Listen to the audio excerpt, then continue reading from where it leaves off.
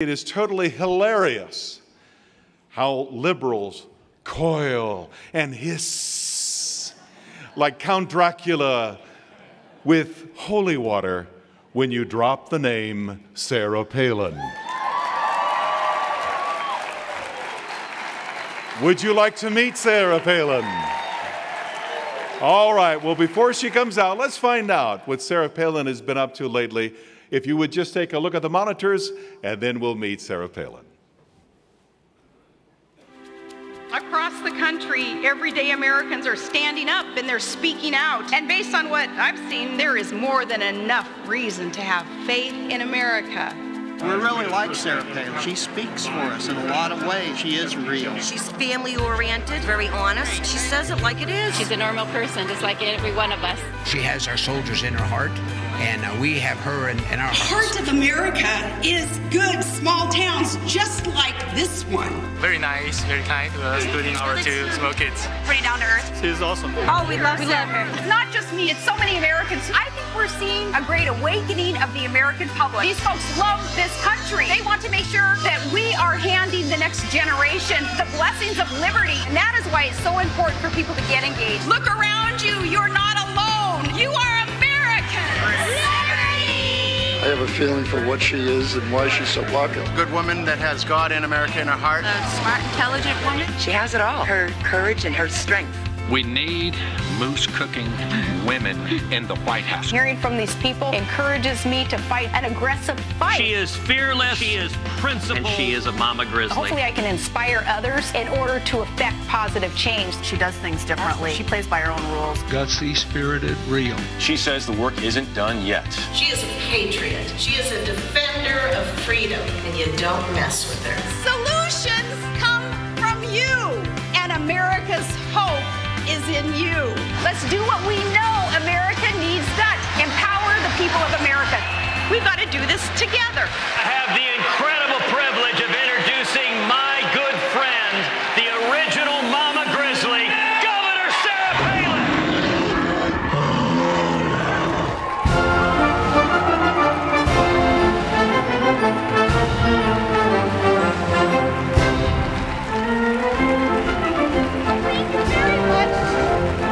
Thank you very much.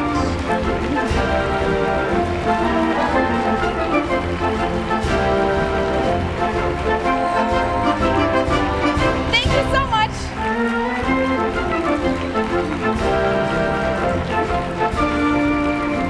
Thank you very much. It truly is an honor to get to be here with all of you, and I just want to take some time here to thank you for your boldness, your courage, your ignoring of what the mainstream media does to you, and a lot of us so often. You're strong, and America needs you, needs your voice. So to just get to kind of share some of that, to empower us all and inspire us all to enlarge our ranks, I want to take the time to thank you.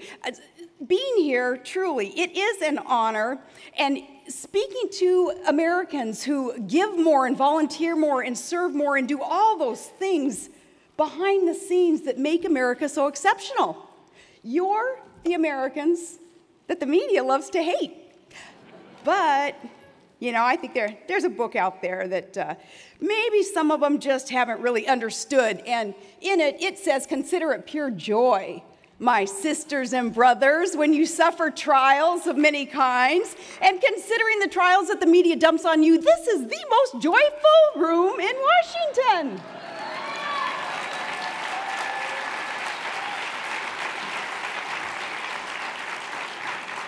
Well, with so much going on in the world and in the country, time is short here for us to do all that we can in order to affect positive change. Time is short. So are you ready to fight back and get back on the right track? It is time. It's time. All you mama grizzlies out there, rear up and charge against this lawless imperial president and his failed liberal agenda and the lying lapdogs in the media. And you strong men, it's time to get off the hind end and expand our ranks and inspire others. I think we've all fattened up enough for what's up ahead. So it is time to stand and fight like your country's future depends on it, because it does. And take time to rejoice. Rejoice. In 2 years is going to be the end of an era, the Obama era.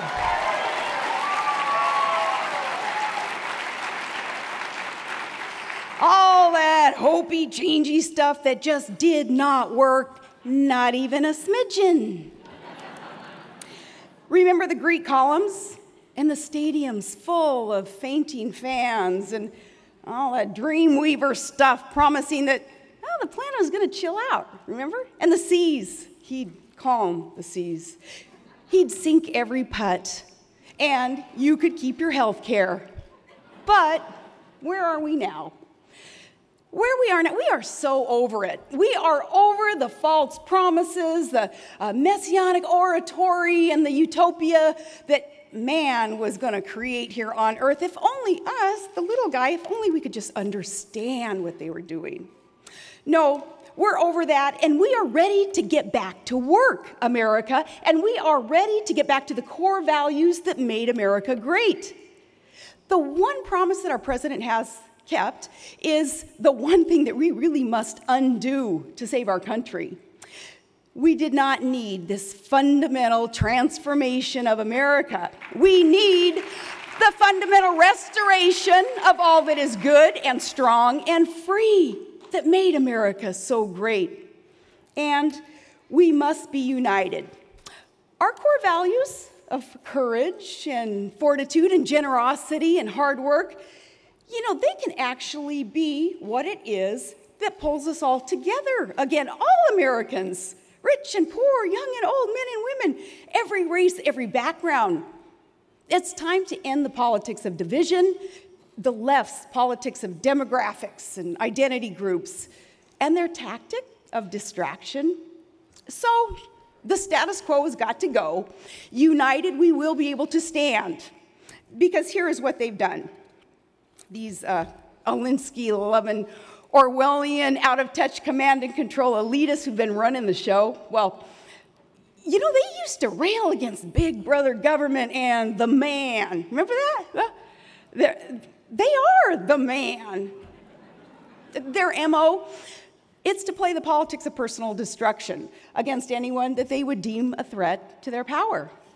And they distract, bebopping from one scandal after another, knowing that there are so many that you can't keep up with all of them, so no one's ever held accountable. From the IRS corruption to you being spied on, to, Benghazi, to bailouts, to, Bush's war was bad, but Barack's bombs, oh, baby, those red lines, the strategery there that was thought up on the back nine, Barack's bombs, oh, they're the bomb. Well, goodness sake, our honored military, when we talk about these national security issues, our honored military, on behalf of all Americans who do support you, and we honor you, we respect you, on behalf of all Americans who feel like I do, to your commander-in-chief, well, we then will salute him.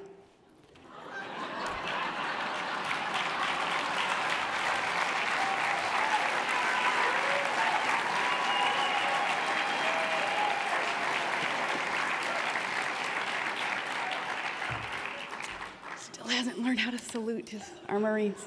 It is time to end the politics of division of theirs. It is time for the politics of values. And I don't want anybody to be afraid or ashamed of the core values that we are here celebrating. What are they? Truth is a value. Oh man, I know all about that difference between truth and the lies that they can tell about you. Well, nearly every day.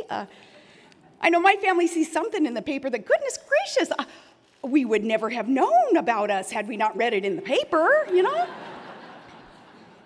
Splattered there, New York Times.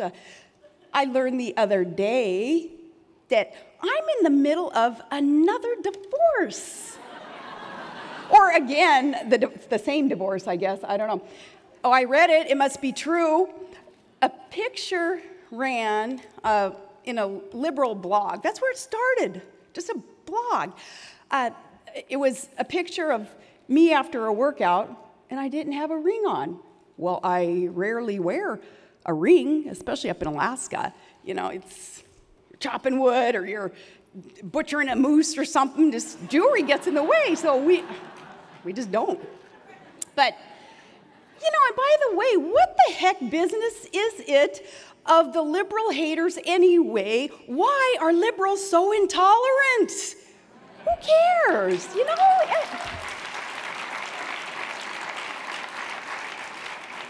So I'm out in the shop with Todd, and he's winterizing his float plane. By the way, he sends his very best. He's not able to be here because it is moose season, and truly, and he had one more flight to conduct, so he's out there. He's winterizing the plane, and I'm helping him. I'm chatting, you know, with. And I quote the headline that was that day in the media, and Todd and I, we've been together since high school, so I predict what he's going to say, and I'm always right. Yeah. So this time, after reading a headline about a divorce, he says, responding like, is it the same that they wrote last time? Is it still that same $20 million divorce? Well, write me the check. This is, it's kind of tragic to say it though, but well, at this point, what difference does it make? We are used to it. Well, yeah. Sure as the sun will come up tomorrow, we expect it. And see, you too, though. You're there too. That's why we have each other's back. We connect through this because it is what happens to you too. The lies that they tell about you, calling you the intolerant ones, the haters, the bigots. Oh, and that disgusting charge of being racist. You know, I'm speaking to the most slandered group in America today. Well, join me in telling the lamestream media then that we wear your scorn with pride. The lies that you tell about us, well, you can't defeat our arguments, so all you can do is change the subject, so we win.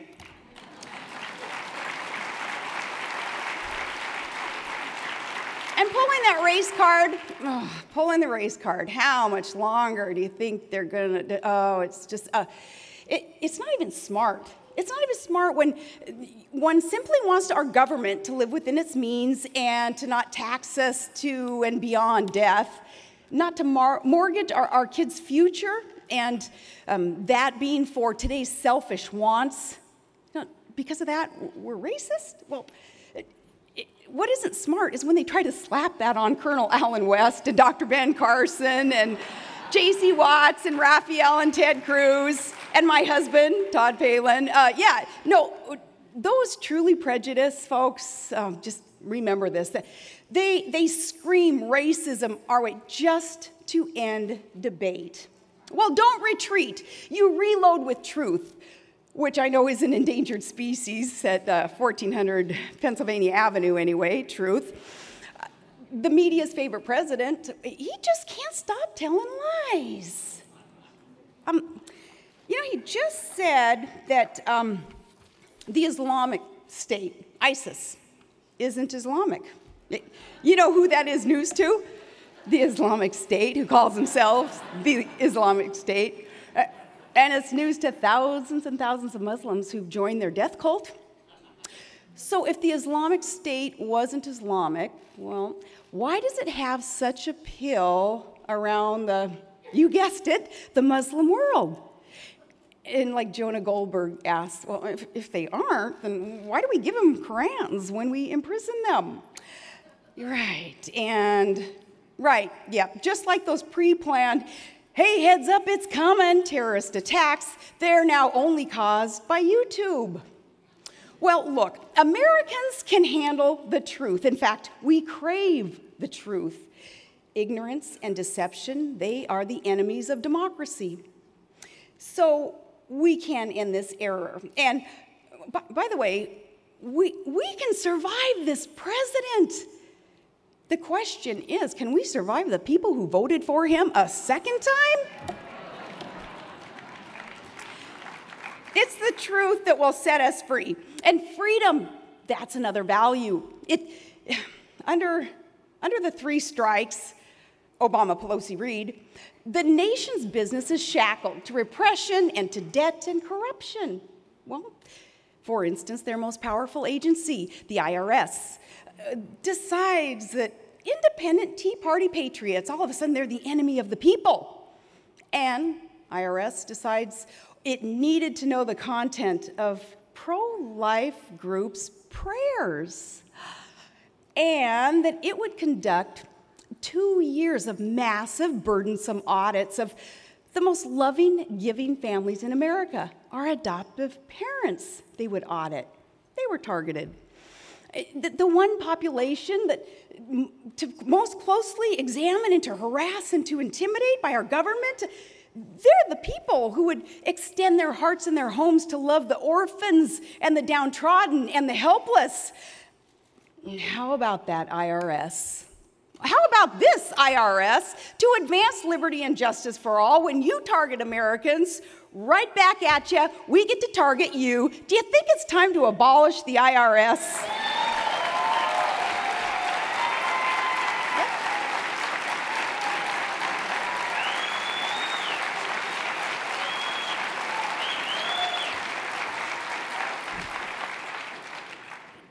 Well, what can you expect, though, from a dense liberal elite that now decides who's going to have religious freedom and who doesn't?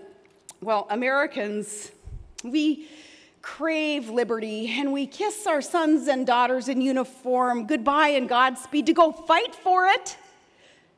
Freedom, if you love it, thank a vet. And for those of you who have served, I love being able to point you out, even if you get embarrassed, and I love to ask you to stand up, you vets, so that we can honor you. We can salute you and thank you, United States military. We love you.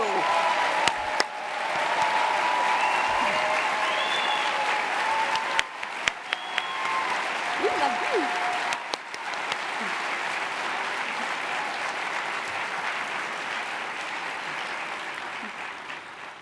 Just gives me goosebumps. Liberty and justice for all. You secured it for us. And you encourage America's finest to hang in there and keep fighting for it. So liberty and justice for all, even for those whom we would disagree with, right? Because it's an inherent God-given passion and a need to be free. He created us with that drive to be free. And friends, we in this room, we know it. We live it. We are the liberty movement. We the people, you, men and women serving in the military, and look at the representation of our military here in this room. You have secured the movement that liberates all United States citizens to dream and to think and to believe and to do. And God put dreams in you. You got to go get them. That's how you live life vibrantly, with no regrets. And you need freedom to do that. We're not afraid of liberty because we know that in a free and open debate, well, our common sense, ethical, fair ideas, they win.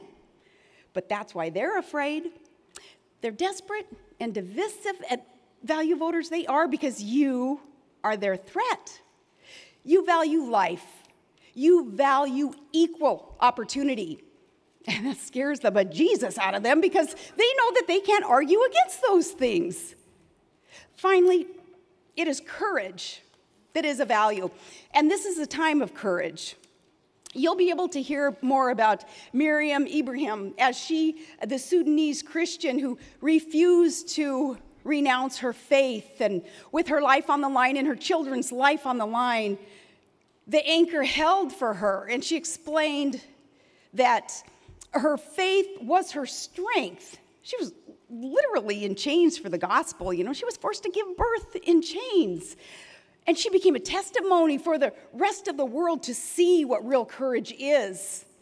It is her strength coming from God, and she's not hesitant to share that with the world. I'm so thankful that this group will take the time to honor her this weekend. And also, that is so admirable. Also, we have our fellow American pastor, Saeed. Remember, and I'm sure that you've heard over the last couple of years, because this is his 2-year anniversary in being imprisoned, still imprisoned in Iran just because he's a Christian. He won't renounce his faith either. He shares moving letters now, changing lives, and they're coming from his prison cell. And they're letters that every free American should read so that we won't take for granted what it is that we have here with our freedoms. His courage and Miriam's. Now, this is seen throughout the world as Christians facing this deadly wave of persecution driven from their homes, those being sold into slavery. They're marked for death in this full-scale ethnic cleansing that's happening right before our eyes, yet they stand firm.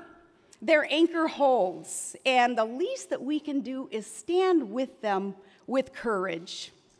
So, friends, the accuser would say that you are the divisive ones, that the media trying to say that our basic core values divide.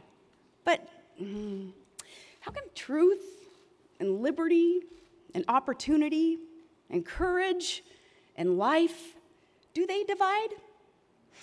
Only under screwed up Orwellian leadership would they be considered as something to divide.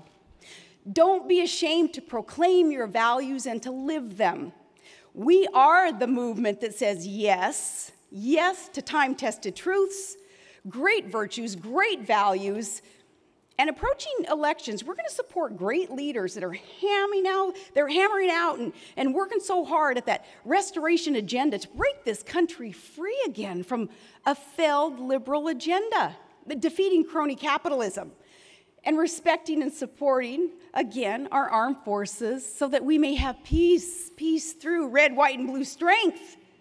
And to value the sanctity of innocent life where children are not seen as disposable and babies as punishment, as our own president referred to. Now, children are the best ingredients in this messed up world. Why in the world would you want to get rid of them?